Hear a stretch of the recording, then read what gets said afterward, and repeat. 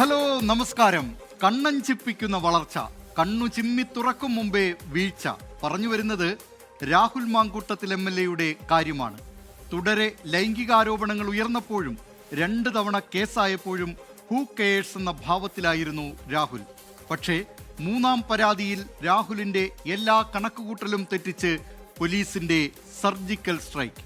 ലോകം കേൾക്കാത്ത കരച്ചിൽ ദൈവം കേട്ടെന്നാണ് അതിജീവിതമാരിൽ ഒരാൾ പ്രതികരിച്ചത്. അത് കേവലമൊരു വൈകാരിക പ്രതികരണമല്ല, നീതിന്യായ സംവിധാനത്തിൽ സാധാരണക്കാർക്കുള്ള വിശ്വാസം കൂടിയാണ് പ്രതിഫലിക്കുന്നത്. 1 2 പുറത്ത് അറിഞ്ഞതും അറിയാത്തതുമായ പല പരാതികൾ, ക്രൂര മനോഭാവം വെളിവാക്കുന്ന എത്രയോ ശബ്ദരേഖകൾ. ജനപ്രതിനിധി എന്ന നിലയ്ക്ക് ധാർമ്മികതയുടെ കച്ചിത്തുരുമ്പ് പോലും രാഹുലിന് അവകാശപ്പെടാനില്ല. തനത് ശൈലിയിൽ വാക്ധോരണി കൊണ്ട് മറ തീർക്കാതെ MLA സ്ഥാനം ഒഴിയുന്നതാകും രാഹുൽ മാങ്കൂട്ടത്തിന് ഉചിതം. സ്വന്തം പാർട്ടി പോലും കൈവിട്ട ഒരാൾക്ക് വേണ്ടി ഇനിയും ന്യായീകരണങ്ങൾ നിരത്തുന്നവരോട് ഒന്നേ പറയാനുള്ളൂ: പൊതുജനം കഴുതയല്ല സാർ. പൊതുജനം കഴുതയല്ല സാർ. കോടതി കുറ്റക്കാരനെന്ന് വിധിക്കും മുമ്പേ രാഹുൽ മാങ്കൂട്ടത്തിൽ MLA സ്ഥാനം രാജിവെക്കണമെന്ന് പറയുന്നത് എന്തുകൊണ്ട് എന്ന് ചോദിക്കുന്നവരോടാണ് ഇനി പറയാനുള്ളത്. ജനങ്ങൾ നൽകിയ അധികാരങ്ങൾ ഒഴിഞ്ഞ് സാധാരണക്കാരനായി നിയമ നടപടികളെ നേരിടാനുള്ള ആർജവമാണ് രാഷ്ട്രീയ ധാർമ്മികത. എതിരാളികളുടെ രാഷ്ട്രീയ ധാർമ്മികത ചോദ്യം ചെയ്യാറുള്ള രാഹുൽ മാങ്കൂട്ടത്തിൽ സ്വന്തം കാര്യത്തിൽ മാതൃക കാണിക്കേണ്ട സമയം അതിക്രമിച്ചു. ഇടനാഴികളിൽ നിലനിന്നിരുന്ന അടക്കം പറച്ചിലുകൾ ആദ്യമായി പുറത്തേക്കെത്തിയത് യുവനടിയുടെ തുറന്നു പറച്ചിലിലൂടെ. പിന്നാലെ പരാതി പ്രവാഹം. ആദ്യ ആരോപണങ്ങളെയെല്ലാം രാഹുൽ കൂസലില്ലാതെ നേരിട്ടു. നമ്മളോ പാലക്കാടോ നാട്ടിലെ ജനങ്ങളോ ഇതിലൊന്നും കൺസേൺഡ് അല്ല. Who cares? കേവലം ഫ്ലേട്ടിങ്ങിനപ്പുറം യുവനേതാവിന്റെ മനോഭാവത്തിലെ മനുഷ്യത്വ വിരുദ്ധത പുറത്തായത് ശബ്ദരേഖകളിലൂടെ. പ്രണയം നടിച്ച് ഗർഭിണിയാക്കിയ യുവതിയെ ഗർഭഛിദ്രത്തിന് നിർബന്ധിക്കുന്ന രാഹുൽ മാങ്കൂട്ടത്തിലിന്റെ വാക്കുകളിൽ മുറ്റി നിന്നത് വേട്ടക്കാരന്റെ നിർവികാരത. എനിക്ക് തന്നെ കൊല്ലാനാണെങ്കിൽ എത്ര സെക്കൻഡ് വേണമെന്ന് താൻ വിചാരിക്കുന്നത്? എനിക്ക് തനിക്ക് ഏറ്റവും സേഫ് ആയിട്ടുള്ള കാര്യമല്ലേ? തനിക്ക് തന്നെ കൊല്ലാനാണെങ്കിൽ എനിക്ക് എത്ര സമയം വേണമെന്ന് താൻ വിചാരിക്കുന്നത്? എന്നിട്ട് താനങ്ങ് മിടുക്കനായിട്ടങ്ങ് പോവോ കൊന്നിട്ട്? നിർമ്മിത ബുദ്ധിയുടെ കാലമല്ലേ എന്ന ചോദ്യത്തിലൂടെ തെളിവുകളുടെ ആധികാരികതയെ ചോദ്യം ചെയ്യുകയാണ് രാഹുൽ ചെയ്തത്. എന്നാൽ ജാമ്യാപേക്ഷകളിൽ പോലും ശബ്ദരേഖയെ വസ്തുനിഷ്ഠമായി നിഷേധിക്കാൻ രാഹുലിന് കഴിഞ്ഞില്ല. സമാനമായ 3 കേസുകളാണ് രാഹുലിനെതിരെ നിലവിലുള്ളത്. പ്രണയം നടിച്ച് അടുക്കുക, പിന്നെ വിവാഹ വാഗ്ദാനം, കുഞ്ഞു വേണമെന്ന് പറഞ്ഞ് ലൈംഗിക ബന്ധത്തിന് നിർബന്ധിക്കുക, ബലാത്സംഗം ചെയ്യുക, ഒടുവിൽ ക്രൂരമായി കൈയൊഴിയുക. ഭയന്നും സ്വയം ശപിച്ചും ഏകാന്തതയുടെ തടവിൽ കഴിഞ്ഞ യുവതികളാണ് രാഹുലിനെതിരെ രംഗത്തെത്തിയത്. ഉഭയസമ്മതപ്രകാരമുള്ള ലൈംഗിക ബന്ധമെന്നാണ് ജാമ്യം തേടുമ്പോൾ രാഹുൽ മാങ്കൂട്ടത്തിലിന്റെ വാദം. അപരിചിതരോട് പോലും പറയാൻ കഴിയാത്തത്ര ക്രൂരമായി എങ്ങനെയാണ് ഒരിക്കൽ പ്രണയത്തിലായിരുന്നയാളോട് സംസാരിക്കാൻ കഴിയുക? മാനസിക സംഘർഷത്തിന്റെ പടുകുഴിയിൽ നിൽക്കുന്ന ഒരു സ്ത്രീയെ വാക്കുകൾ കൊണ്ട് എത്ര വട്ടമാണ് മുറിവേൽപ്പിച്ചത്? അധികാരത്തെ മുൻനിർത്തി ലൈംഗികാതിക്രമം നടത്തുന്നത് ബലാത്സംഗം തന്നെയാണെന്ന് രാഹുലിന് അറിയാത്തതാവില്ല. മാനിപ്പുലേറ്റഡ് കൺസെന്റ് എന്ന രാഷ്ട്രീയ ശരികേടിനെ കുറിച്ചും യുവനേതാവിന് അറിയാഞ്ഞിട്ടല്ല. എല്ലായിടത്തും പറയുന്നവരാണ്. I don't care. Who care? പറഞ്ഞോളൂ, എനിക്ക് പ്രശ്നമൊന്നുമില്ല, ഞാനിത് പുറത്ത് പറയും എന്ന് പറഞ്ഞ സമയത്ത് പുള്ളി എന്നോട് പറഞ്ഞ ഇതേ ഡയലോഗ് തന്നെയാണ്. കോടതിക്ക് പുറത്ത് രാഹുൽ സമർത്ഥിക്കാൻ ശ്രമിച്ചത് തനിക്കെതിരെ നടക്കുന്നത് രാഷ്ട്രീയ വേട്ടയെന്നാണ്. പക്ഷേ അതിലും രാഹുലിന് പിഴച്ചു. രാഷ്ട്രീയ എതിരാളികൾ മാത്രമല്ല, പണ്ട് ഒരേ പാളയത്തിലായിരുന്നവർ തന്നെ രാഹുലിനെ തള്ളിപ്പറയുന്നു. രാഹുൽ മാങ്കൂട്ടത്തിൽ രാജിവെക്കണമെന്ന് ആദ്യം ആവശ്യപ്പെട്ടവരിൽ കോൺഗ്രസിലെ വനിതകളുണ്ട്. രാഹുൽ മോശം സന്ദേശങ്ങൾ അയച്ചിട്ടുണ്ടെന്ന് കോൺഗ്രസിലെ വനിതകൾ തന്നെ പരസ്യമായി പറഞ്ഞിട്ടുണ്ട്. നമ്മൾ യൂത്ത് കോൺഗ്രസിന്റെ മുഴുവൻ ആളുകൾ പോവുകയാണെങ്കിൽ നമുക്ക് ഒന്നുകൂടി പോവാം എന്ന് ഞാൻ പറഞ്ഞപ്പോൾ എന്നോട് പറഞ്ഞു, ഞാൻ അങ്ങനെയല്ല ഉദ്ദേശിച്ചത്, നമ്മൾ 2 പോകുന്ന കാര്യമാണ് ഉദ്ദേശിച്ചതെന്ന്. അതിനുത്തരം ഞാൻ അന്ന് കൊടുത്തിട്ടുണ്ട്. പിന്നെ അതിനെക്കുറിച്ച് എന്താ പറയാ, കൂടുതൽ ഞാൻ സംസാരിക്കാൻ നിന്നിട്ടില്ല. രാഹുലിനെ അടുത്തറിയുന്ന, വളർച്ചയിൽ നിർണായക പങ്കുവഹിച്ച VD സതീശനാണ് വിഷയത്തിൽ ആദ്യാവസാനം ശക്തമായ നിലപാട് സ്വീകരിച്ച നേതാക്കളിലൊരാൾ. രാഹുൽ മാങ്കൂട്ടത്തിലിനെ കോൺഗ്രസ് പുറത്താക്കിയത് കുറ്റക്കാരനെന്ന് ബോധ്യപ്പെട്ടതിന്റെ അടിസ്ഥാനത്തിലാണെന്ന് നേതാക്കൾ ആവർത്തിക്കുന്നു. അദ്ദേഹത്തിന്റെ ഭാഗത്ത് തെറ്റ് സംഭവിച്ചുകൊണ്ടാണ് പാർട്ടി അദ്ദേഹത്തിനെ പുറത്താക്കിയത്. അപ്പോൾ അതിനുശേഷം നടക്കുന്ന ഒരു കാര്യങ്ങളെക്കുറിച്ച് ഞങ്ങൾക്ക് ഉത്തരവാദിത്വമില്ല. ഞങ്ങൾ അതിനെക്കുറിച്ച് അഭിപ്രായം പറയേണ്ട കാര്യമില്ല. ഞങ്ങൾ ബ്രഹ്മാസ്ത്രം പ്രയോഗിക്കേണ്ട സമയത്ത് പ്രയോഗിച്ചിട്ടുണ്ട്. ഇനി ബാക്കി കാര്യങ്ങൾക്കൊന്നും ഞങ്ങൾക്ക് ഉത്തരവാദിത്വമില്ല. സ്വന്തം പാർട്ടിയെ പോലും വിശ്വസിപ്പിക്കാൻ കഴിയാത്ത രാഹുൽ മാങ്കൂട്ടത്തിൽ ഇനിയും ജനസമിതി അവകാശപ്പെടുന്നത് അർത്ഥശൂന്യമാണ്. ആദ്യ 2 കേസുകളിൽ ഒളിവിൽ പോയപ്പോൾ പോലീസിൽ നിന്ന് രാഹുലിന് വിവരങ്ങൾ ചോർന്നുകിട്ടിയെന്ന ആരോപണവും ശക്തമാണ്. പാർട്ടിക്ക് പുറത്തായെങ്കിലും രാഹുലിനോട് സൗഹൃദമുള്ള നിരവധി പേർ ഇന്നും അധികാര കേന്ദ്രങ്ങളിലുണ്ട്. അതുകൊണ്ടുതന്നെ രാഹുൽ MLA സ്ഥാനത്തു നിന്നു മാറി നിന്ന് നിയമ നടപടി നേരിടണമെന്ന ആവശ്യം കൂടുതൽ ശക്തമാകുന്നു. എം മുകേഷ് രാജിവെച്ചില്ലല്ലോ എന്ന മറുചോദ്യം കൊണ്ട് ശരികേടുകളെ സാമാന്യവൽക്കരിക്കാനുള്ള ശ്രമങ്ങൾ ഇനിയും ഉണ്ടായേക്കാം. KSRTC ബസ്സിൽ ലൈംഗികാതിക്രമം നടത്തിയയാളെ പൂമാലയിട്ട് സ്വീകരിച്ച സംഘടനകളുടെ പിന്തുണ ഇനിയും ലഭിച്ചേക്കാം. അങ്ങനെ കസേരയിൽ കടിച്ചു തൂങ്ങണമെന്ന് തീരുമാനിക്കേണ്ടത് രാഹുൽ മാങ്കൂട്ടത്തിലാണ്. പൊതുജനം കഴുതയല്ല സാർ. ആദ്യ 2 കേസുകളിലും ലഭിച്ച ജാമ്യത്തിന്റെ ബലത്തിൽ രാഹുൽ മാങ്കൂട്ടത്തിൽ മണ്ഡലത്തിൽ സജീവമാകുമ്പോഴാണ് അപ്രതീക്ഷിതമായി 3ാമത്തെ കേസ്. ആദ്യ 2 കേസുകളിലും എന്ന പോലെ ലൈംഗിക ക്രൂരതയുടെ ഞെട്ടിപ്പിക്കുന്ന വിവരങ്ങളാണ് FIR-ലൂടെയും റിമാൻഡ് റിപ്പോർട്ടിലൂടെയും പുറത്തുവന്നത്. നിലവിൽ വിദേശത്തുള്ള തിരുവല്ല സ്വദേശിയായ അതിജീവിത രാഹുലിനെതിരെ നിർണായക തെളിവുകൾ അന്വേഷണ സംഘത്തിന് കൈമാറിയെന്നാണ് വിവരം. രാഹുൽ സാമ്പത്തികമായി ചൂഷണം ചെയ്തെന്നും അതിജീവിതയുടെ പരാതിയിൽ വ്യക്തമാക്കുന്നുണ്ട്. ആദ്യ 2 ലൈംഗിക പീഡന പരാതികളുമായി ഏറെ സാമ്യമുള്ളതാണ് രാഹുലിനെ അഴിക്കുള്ളിലാക്കിയ 3ാം ബലാത്സംഗ പരാതി. കാനഡയിലുള്ള യുവതിയുടെ വിവാഹബന്ധത്തിലെ പ്രശ്നങ്ങളിൽ ഇടപെട്ടാണ് 2023 സെപ്റ്റംബർ മുതൽ രാഹുൽ അടുപ്പം സ്ഥാപിച്ചത്. കുഞ്ഞുങ്ങളെ വേണമെന്നും നല്ലൊരു പിതാവായിരിക്കുമെന്നും സംസാരിച്ചു തുടങ്ങിയ രാഹുൽ വിവാഹത്തിന് താൽപര്യമുണ്ടെന്ന് അറിയിക്കുകയായിരുന്നു. വിവാഹത്തെക്കുറിച്ച് സംസാരിക്കാൻ 2024 ഏപ്രിലിൽ തിരുവല്ലയിലെ ഹോട്ടൽ റൂമിൽ യുവതിയോട് റൂം ബുക്ക് ചെയ്യാൻ നിർദ്ദേശിക്കുകയായിരുന്നു. ആദ്യമായി നേരിൽ കണ്ട യുവതിയുടെ മുഖത്ത് പോലും നോക്കാതെ രാഹുൽ ബലമായി ലൈംഗിക ബന്ധത്തിൽ ഏർപ്പെടുകയായിരുന്നു. കുട്ടികളുണ്ടാകട്ടെ എന്ന് പറഞ്ഞായിരുന്നു പീഡനം. മുഖത്തടിക്കുകയും തുപ്പുകയും ശരീരമാകെ മുറിവേൽപ്പിക്കുകയും ചെയ്ത് രാഹുലിന്റെ കൊടും ക്രൂരത. അന്ന് ധരിച്ച വസ്ത്രങ്ങൾ യുവതി തെളിവിനായി സൂക്ഷിച്ചിട്ടുണ്ട്. പിന്നീട് ഗർഭിണിയായെന്നറിഞ്ഞപ്പോൾ സ്നേഹം നടിച്ച രാഹുലിനെ യുവതി വിശ്വസിച്ചു. എന്നാൽ 1 മാസം തികയും മുന്നേ രാഹുൽ മലക്കമറിഞ്ഞു. മറ്റാരുടെയോ കുഞ്ഞെന്ന് പറഞ്ഞ് അധിക്ഷേപിച്ചു. DNA ടെസ്റ്റിന് തയ്യാറെന്ന് രാഹുലിനെ ഫോൺ വഴി അറിയിക്കാൻ ശ്രമം നടത്തിയെങ്കിലും അപ്പോഴേക്കും യുവതിയെ ബ്ലോക്ക് ചെയ്തിരുന്നു. ശാരീരിക മാനസിക ബുദ്ധിമുട്ടുകൾക്കൊടുവിൽ ഗർഭമലസി. ഇതിനിടയിൽ ചെരുപ്പിനും സൺസ്ക്രീൻ ക്രീമിനും പാലക്കാട് തിരഞ്ഞെടുപ്പ് സമയത്ത് ആഹാരം കഴിക്കാൻ എന്ന പേരിലും പലതവണ രാഹുൽ പണം വാങ്ങിക്കൊണ്ടിരുന്നു. മുണ്ടക്കൈ ചൂരൽമല ഫണ്ടിന്റെ പേരിലും പണം വാങ്ങി. വിശ്വസ്തൻ ഫെനി നയനാൻ വഴിയും പരാതി നൽകാതിരിക്കാനുള്ള വൈകാരിക ഇടപെടലുകൾ രാഹുൽ നടത്തിക്കൊണ്ടിരുന്നു. തിരഞ്ഞെടുപ്പിന് ശേഷം പാലക്കാട് ഫ്ളാറ്റ് വാങ്ങാൻ പണം ചോദിച്ചെങ്കിലും നൽകിയില്ല. രാഹുലുമായുള്ള ബന്ധം ഫെന്നിയെ അറിയിച്ചെന്ന പേരിൽ അധിക്ഷേപവും അസഭ്യവും. മറ്റു പരാതികൾ വന്ന ശേഷം ഇക്കഴിഞ്ഞ ഡിസംബറിൽ വീണ്ടും ബന്ധപ്പെട്ടപ്പോൾ സഹോദരിയുടെ വിവാഹം മുടക്കുമെന്നടക്കം രാഹുൽ ഭീഷണിപ്പെടുത്തിക്കൊണ്ടിരുന്നുവെന്നും അതിജീവിത പറയുന്നു. 24 തിരുവനന്തപുരം. പൊതുജനം കഴുതയല്ല സാർ. യൂത്ത് കോൺഗ്രസ് വ്യാജ ID കേസിൽ FIR ഇടാൻ പരസ്യമായി വെല്ലുവിളിച്ച രാഹുൽ മാങ്കൂട്ടത്തിനെതിരെ ചെറുവിരലനക്കാൻ കഴിഞ്ഞിരുന്നില്ല പോലീസിന്. സെക്രട്ടേറിയറ്റ് മാർച്ചുമായി ബന്ധപ്പെട്ട കേസിൽ വീട് വളഞ്ഞ് അറസ്റ്റ് ചെയ്തതാകട്ടെ രാഹുലിന്റെ രാഷ്ട്രീയ വളർച്ചയ്ക്ക് ഉത്തേജകമായി. പിന്നീട് നീലപ്പെട്ടി വിവാദത്തിലും പോലീസിന് കൈപൊള്ളി. 2 ബലാത്സംഗ കേസുകൾ രജിസ്റ്റർ ചെയ്തപ്പോഴും പോലീസിന്റെ കണ്ണുവെട്ടിക്കാനും മുൻകൂർ ജാമ്യം നേടിയെടുക്കാനും രാഹുലിന് കഴിഞ്ഞു. എന്നാൽ ഇക്കുറി പഴുതടച്ചാണ് പോലീസ് നീങ്ങിയത്.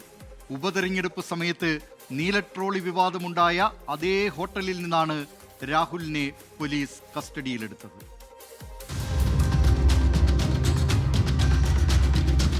അതീവ ഗൗരവമേറിയ 3ാമത്തെ ലൈംഗിക പീഡന പരാതിയിൽ ദിവസങ്ങൾക്ക് മുൻപേ രാഹുലിനായി പോലീസ് കരുനീക്കം തുടങ്ങി.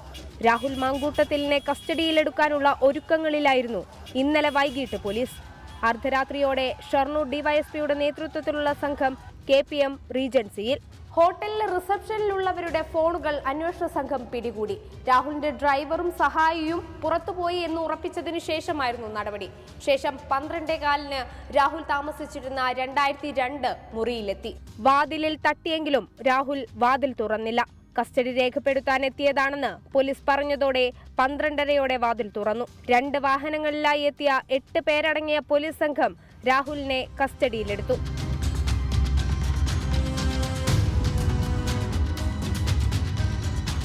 പിന്നാലെ രാഹുലുമായി പോലീസ് പത്തനംതിട്ടയിലേക്ക്. പത്തനംതിട്ട AR ക്യാമ്പിലെത്തിച്ച് രാഹുൽ മാങ്കൂട്ടത്തിലിന്റെ അറസ്റ്റ് രേഖപ്പെടുത്തി. ആയിഷത്തുൽ ഷംന, 24 പാലക്കാട്. പൊതുജനം കഴുതയല്ല സാർ. മാവേലിക്കര സ്പെഷ്യൽ സബ് ജയിലിലെ 26/2026 നമ്പർ റിമാൻഡ് തടവുകാരനാണ് രാഹുൽ മാങ്കൂട്ടത്തിൽ. ഇപ്പോൾ അഴിക്കുള്ളിലായത് 3ാമത്തെ ബലാത്സംഗ പരാതിയിലാണ്. മണിക്കൂറുകൾ നീണ്ട ചോദ്യം ചെയ്യലിലും അന്വേഷണത്തോട് സഹകരിക്കാൻ രാഹുൽ മാങ്കൂട്ടത്തിൽ തയ്യാറായില്ല.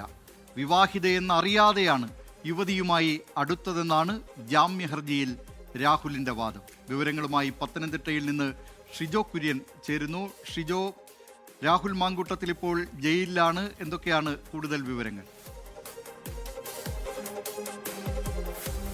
ദിലീപ് കുമാർ, 3ാം ലൈംഗിക പീഡന പരാതിയിലാണ് രാഹുൽ മാങ്കൂട്ടത്തിലിനെ പ്രത്യേക അന്വേഷണ സംഘം ഇന്നലെ രാത്രി പാലക്കാട് നിന്ന് കസ്റ്റഡിയിലെടുത്ത് പത്തനംതിട്ടയിൽ കൊണ്ടുവന്ന് അറസ്റ്റ് രേഖപ്പെടുത്തി ഇപ്പോൾ ജയിലിലായിരിക്കുന്നത്. മാവേലിക്കര ജയിലിലുള്ള രാഹുൽ മാങ്കൂട്ടത്തിൽ ഒരു തരത്തിലും ഈ അന്വേഷണവുമായിട്ടോ അല്ലെങ്കിൽ ചോദ്യം ചെയ്യലിൽ ഒരു തരത്തിലും ഒരു സഹകരിക്കുന്ന സമീപനം സ്വീകരിച്ചിരുന്നില്ല. ഈ ചോദ്യം ചെയ്യലിലൊക്കെ എല്ലാം തന്റെ അഭിഭാഷകൻ കോടതിയിൽ പറയുമെന്നുള്ള മറുപടി പറഞ്ഞുകൊണ്ട് ഉഭയകക്ഷി സമ്മതപ്രകാരമാണ് ഈ ലൈംഗിക ബന്ധത്തിൽ ഏർപ്പെട്ടത്. അതല്ലാതെ മറ്റൊന്നും തനിക്ക് പറയാനില്ല, ബാക്കിയെല്ലാം അഭിഭാഷകൻ പറയുമെന്നുള്ള ഒരു നിഷേധാത്മക സമീപനമാണ് രാഹുൽ മാങ്കൂട്ടത്തിൽ സ്വീകരിച്ചത്. ഇപ്പോൾ പുറത്തുവരുന്ന മറ്റൊരു വിവരമെന്ന് പറയുന്നത് രാഹുൽ മാങ്കൂട്ടത്തിൽ തിരുവല്ല മജിസ്ട്രേറ്റ് കോടതിയിൽ സമർപ്പിച്ചിരിക്കുന്ന ജാമ്യ ഹർജിയിൽ പറയുന്ന പ്രധാനപ്പെട്ട കാര്യമെന്ന് പറയുന്നത് യുവതി വിവാഹിതയാണെന്ന് തനിക്ക് അറിയില്ലായിരുന്നു. വിവാഹിതയാണെന്ന് അറിഞ്ഞതിന് പിന്നാലെ താൻ ബന്ധത്തിൽ നിന്ന് പിന്മാറി, അതല്ലാതെ പിന്നീടും നിർബന്ധിച്ചുകൊണ്ട് യുവതിയുടെ അടുത്തേക്ക് പോയില്ല. യുവതി വിവാഹിതയാണെന്ന് അറിയാതെയാണ് ഈ യുവതിയുമായിട്ട് സൗഹൃദം സ്ഥാപിച്ചതെന്നും ബന്ധത്തിൽ ഏർപ്പെട്ടതെന്നുമൊക്കെയാണ് രാഹുൽ മാങ്കൂട്ടത്തിൽ പറയുന്നത്. അതോടൊപ്പം തന്നെ മറ്റൊരു വിചിത്രമായിട്ടുള്ള ആരോപണം എന്ന് പറയുന്നത് ഈ യുവതിയെ കൊണ്ട് രാഹുൽ മാങ്കൂട്ടത്തിൽ തിരുവല്ലയിൽ ഹോട്ടൽ മുറി ബുക്ക് ചെയ്യിപ്പിച്ചുവെന്ന് ആ അതിജീവിത പോലീസിൽ SITക്ക് പരാതി കൊടുത്തിട്ടുണ്ട്. എന്നാൽ അതിനെ അങ്ങനെയല്ല, യുവതിയാണ് തിരുവല്ലയിലെത്തി ആ റൂം ബുക്ക് ചെയ്തിട്ട് തന്നെ വിളിച്ചതെന്നുള്ള കാര്യം രാഹുൽ മാങ്കൂട്ടത്തിൽ പറയുന്നുണ്ട്. എന്തായാലും അങ്ങേയറ്റം ഈ യുവതി പറയുന്ന മുഴുവൻ കാര്യങ്ങളെയും ഖണ്ഡിക്കുന്ന തരത്തിലുള്ള മറുവാദം ഉയർത്തിക്കൊണ്ടാണ് തിരുവല്ല മജിസ്ട്രേറ്റ് കോടതിയിൽ രാഹുൽ മാങ്കൂട്ടത്തിൽ ജാമ്യ ഹർജി ഫയൽ ചെയ്തിരിക്കുന്നത്. നാളെ മജിസ്ട്രേറ്റ് ഈ ജാമ്യ ഹർജി പരിഗണിക്കുമെന്നുള്ളതാണ് നമ്മൾ മനസ്സിലാക്കുന്നത്. എത്രാമത്തെ കേസായിട്ടാണ് ഇത് ലിസ്റ്റ് ചെയ്തിരിക്കുന്നത് എന്നതിനെക്കുറിച്ചുള്ള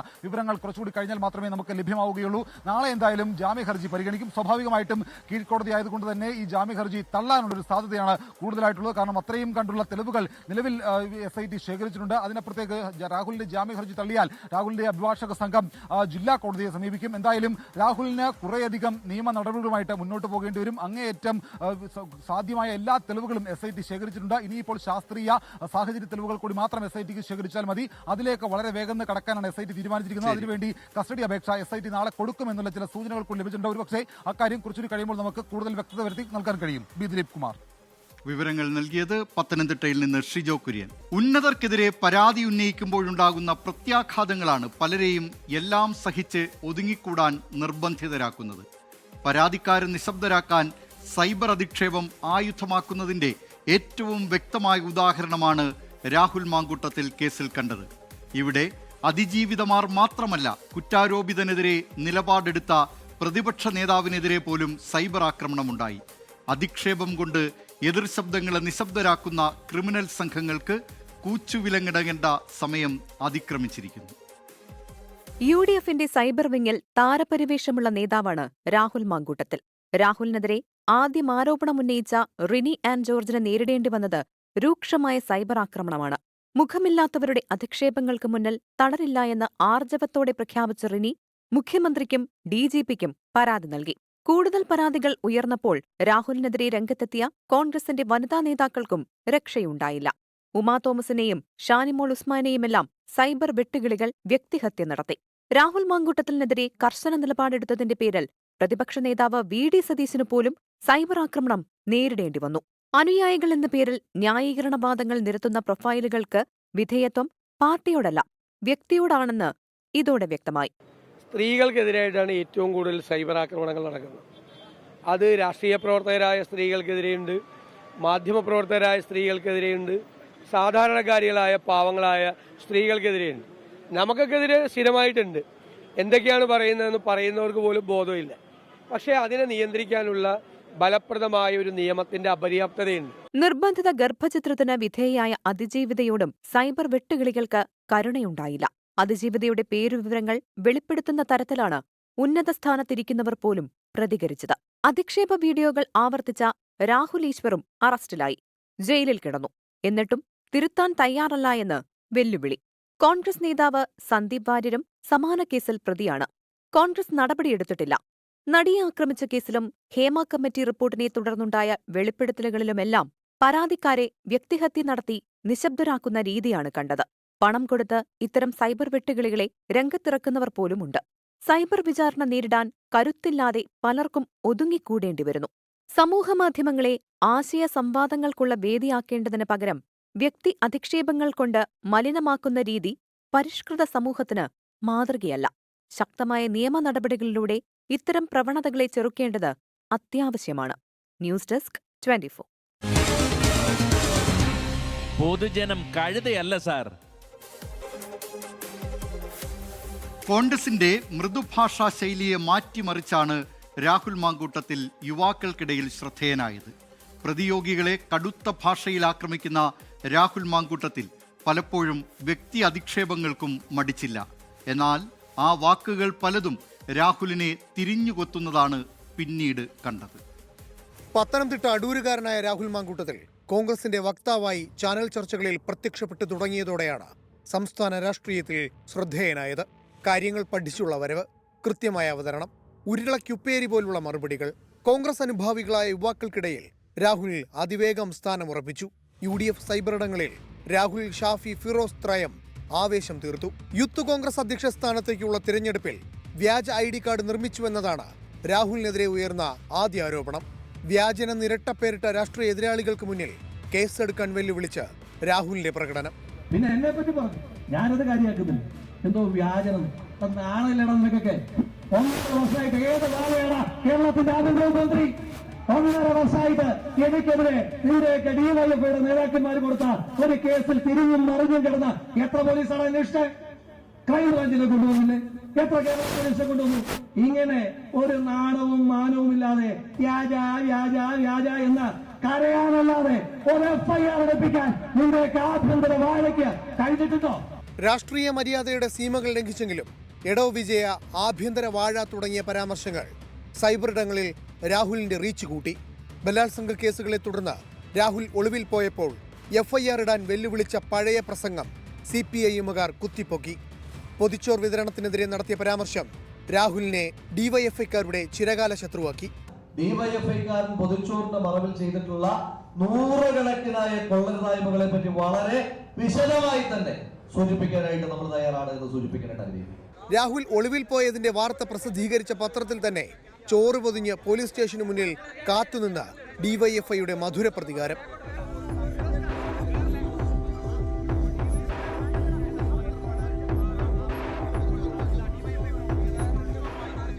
മുകേഷിനെതിരെ ആരോപണം ഉയർന്നപ്പോൾ രാഹുൽ മാങ്കൂട്ടത്തിൽ പറഞ്ഞത് ഇങ്ങനെ: കിടക്കുന്നു, മുകേഷ് പുറത്ത് കിടക്കുന്നു. എന്താ വ്യത്യാസം എന്ന് ചോദിച്ചാൽ, ഗോവിന്ദച്ചാമി CPMന്റെ MLA അല്ല, CPMന്റെ MLA ആയിരുന്നു ഗോവിന്ദച്ചാമി എങ്കിൽ ആ ഗോവിന്ദച്ചാമിക്ക് ആ 3 അക്ഷര ബോർഡ് വെച്ച് ഈ നാട്ടിലെ ജനങ്ങളുടെ നെഞ്ചത്ത് കൂടി കാറിൽ ഇങ്ങനെ ചീറിപ്പായുവാൻ കഴിയുമായിരുന്നു. നിർബന്ധിത ഗർഭഛിദ്ര ആരോപണം ഉയർന്നപ്പോൾ രാഹുൽ മാങ്കൂട്ടത്തിലിന്റെ പഴയ വാക്കുകൾ ബൂമറാങ്കായി. രാഹുലിനെതിരെ വ്യത്യസ്തമായ പ്രതിഷേധങ്ങളാണ് DYFI തെരുവുകളിൽ സംഘടിപ്പിച്ചത്.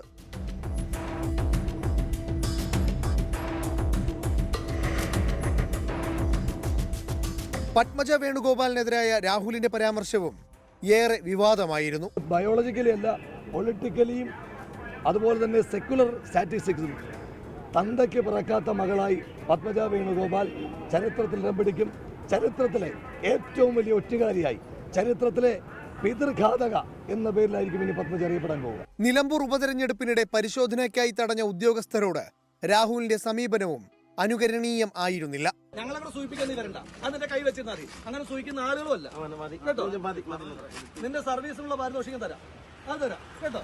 അന്നൊന്നും തിരുത്താതിരുന്ന നേതാക്കൾക്ക് ഒടുവിൽ യുവ നേതാവിനെ പാർട്ടിയിൽ നിന്ന് തന്നെ പുറത്താക്കേണ്ടി വന്നു. News desk 24. പൊതുജനം കഴുതയല്ല സാർ. സൈബർ ആക്രമണം, ഭീഷണി, സദാചാര വേട്ടയാടൽ എന്നു വേണ്ട ഒരുപാട് പ്രതിബന്ധങ്ങളെ മുന്നിൽ കണ്ടാണ് 3 സ്ത്രീകൾ നിയമ പോരാട്ടത്തിന് ഇറങ്ങിത്തിരിച്ചിരിക്കുന്നത്. അവർ കടന്നുപോകുന്ന സമ്മർദ്ദത്തിന്റെ ആഴം വ്യക്തമാക്കുന്നതായിരുന്നു അതിജീവിതമാരിൽ ഒരാളുടെ ഇന്നത്തെ പ്രതികരണം. ദൈവത്തിന് നന്ദിയെന്നും സ്വർഗത്തിൽ നിന്ന് മാലാഖ കുഞ്ഞുങ്ങൾ ക്ഷമിക്കട്ടെയെന്നും അതിജീവിത പറയുന്നു ആ കുറിപ്പിലേക്ക്.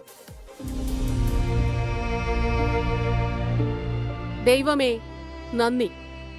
അനുഭവിച്ച വേദനകൾക്കും വിധികൽപ്പിക്കലുകൾക്കും വഞ്ചനകൾക്കുമിടയിൽ തിരിച്ചറിയാനും ഉറച്ചു നിൽക്കാനും കെൽപ്പു നൽകിയതിന്. ഇരുളിൽ സംഭവിച്ചതും ലോകം കാണാത്ത കണ്ണീരും നീ കണ്ടതിന്. ഞങ്ങളുടെ ശരീരങ്ങൾ ക്രൂരമായി പിച്ചി ചീന്തുമ്പോഴും കുഞ്ഞുങ്ങളെ ബലമായി തട്ടിയെടുക്കുമ്പോഴും ചേർത്തുപിടിച്ച ദൈവമേ, സ്വർഗത്തിലിരുന്ന് ഞങ്ങളുടെ മാലാഖ കുഞ്ഞുങ്ങൾ ഞങ്ങളോട് ക്ഷമിക്കട്ടെ. അവരുടെ പിതാവാകാൻ യോഗ്യനല്ലാത്തയാളെ തെരഞ്ഞെടുത്തതിന് ആ കുഞ്ഞുങ്ങൾ മാപ്പു തരട്ടെ.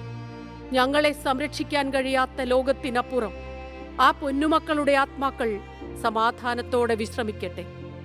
പേടിയും അതിക്രമവുമില്ലാത്ത സ്വർഗത്ത് കഴിയട്ടെ.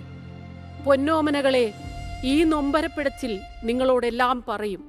നിങ്ങളുടെ ജീവിതവും ആത്മാവും അമൂല്യമായിരുന്നു. അമ്മ മറക്കില്ല.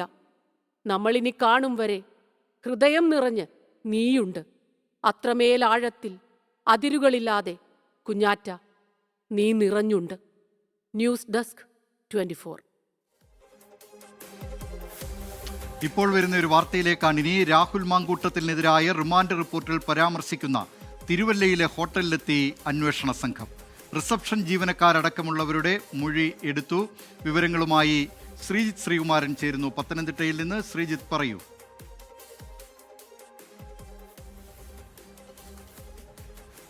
ഇന്ന് വൈകിട്ട് 5:30 പ്രത്യേക അന്വേഷണ സംഘം ദിലീപ് കുമാർ ഈ പ്രദേശത്ത് തിരുവല്ലയിലെ ഈ പ്രധാനപ്പെട്ട ഹോട്ടലിൽ എത്തിയിരിക്കുന്നത്. ഇവിടെ വെച്ച് പീഡനം നടന്നു എന്ന തരത്തിലുള്ള മൊഴിയാണ് ഈ റിമാൻഡ് റിപ്പോർട്ടിലടക്കം, ഈ പെൺകുട്ടിയുടെ മൊഴി അടക്കം കൃത്യമായി തന്നെയുണ്ട്.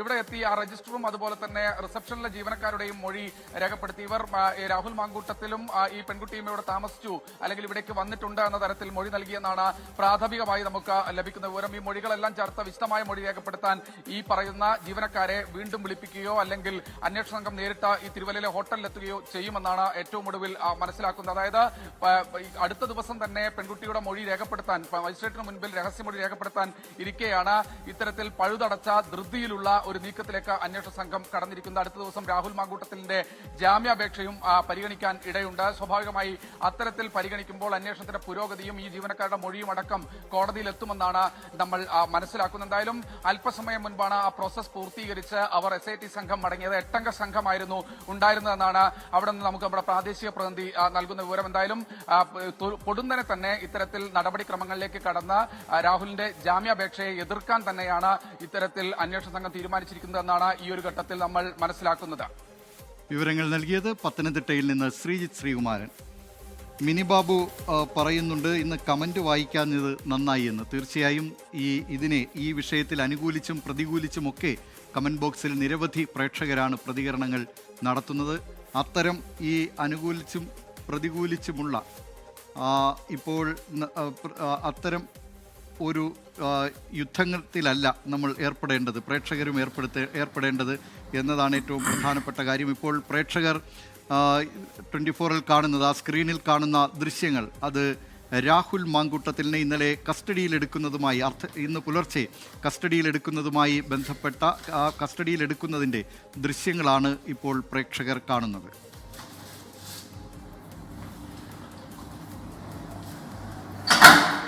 ന് ലഭിച്ചിരിക്കുന്ന ദൃശ്യങ്ങളാണ്. ആ റൂമിൽ തട്ടുന്നു പോലീസുകാർ. രാഹുൽ മാങ്കൂട്ടത്തിൽ ഇറങ്ങി വരുന്നു. കസ്റ്റഡിയിലെടുക്കുന്നതിൻ്റെ ദൃശ്യങ്ങൾ, എക്സ്ക്ലൂസീവ് ദൃശ്യങ്ങളാണ് പ്രേക്ഷകർ കാണുന്നത്. രാഹുൽ മാങ്കൂട്ടത്തിലിനെ കസ്റ്റഡിയിലെടുക്കുന്നത് ദൃശ്യങ്ങളാണ്. പാലക്കാട് ഹോട്ടലിൽ നിന്നും രാഹുൽ മാങ്കൂട്ടത്തിൽ MLA കസ്റ്റഡിയിലെടുക്കുന്നതിൻ്റെ ദൃശ്യങ്ങൾ പ്രേക്ഷകർ കാണാം. 24-ൽ മാത്രമാണ് ഈ ദൃശ്യങ്ങൾ ഉള്ളത്. എക്സ്ക്ലൂസീവ് ദൃശ്യങ്ങളാണ്.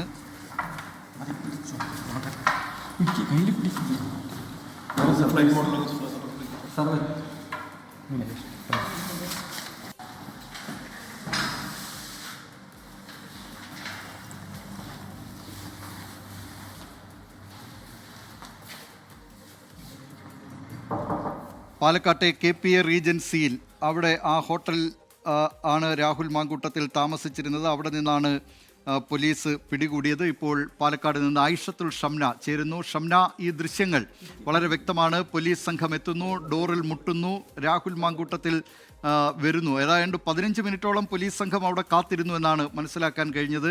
അതിനുശേഷമാണ് രാഹുൽ മാങ്കൂട്ടത്തിൽ വരുന്നത്. കസ്റ്റഡി രേഖപ്പെടുത്താനാണെന്ന് പറയുമ്പോഴാണ് ആ ഡോർ തുറക്കുന്നത്. ഇപ്പോൾ ഷംന, പറയൂ ഈ ദൃശ്യങ്ങളുമായി ബന്ധപ്പെട്ട കൂടുതൽ വിവരങ്ങൾ.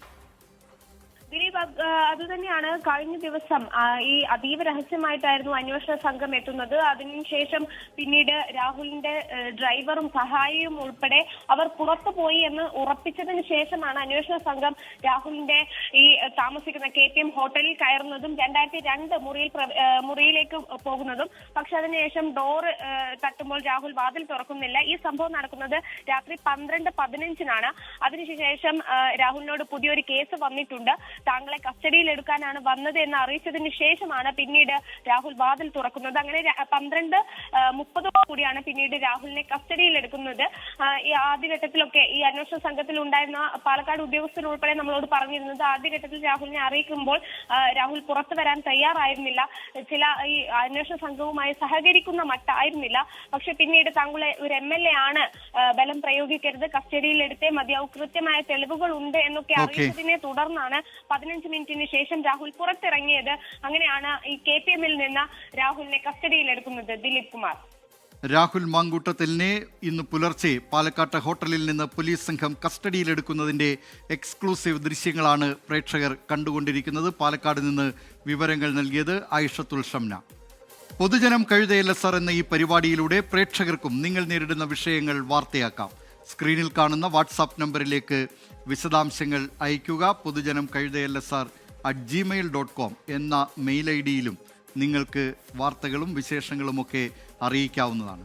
പൊതുജനം കഴുതയല്ല സാറിൻ്റെ ഇന്നത്തെ അധ്യായം ഇവിടെ അവസാനിക്കുകയാണ്. ഇനി 24-ന്റെ സജീവ സംവാദ പരിപാടിയായ എൻകൗണ്ടറുമായി KR Gopikrishnan. Over to Gopikrishnan.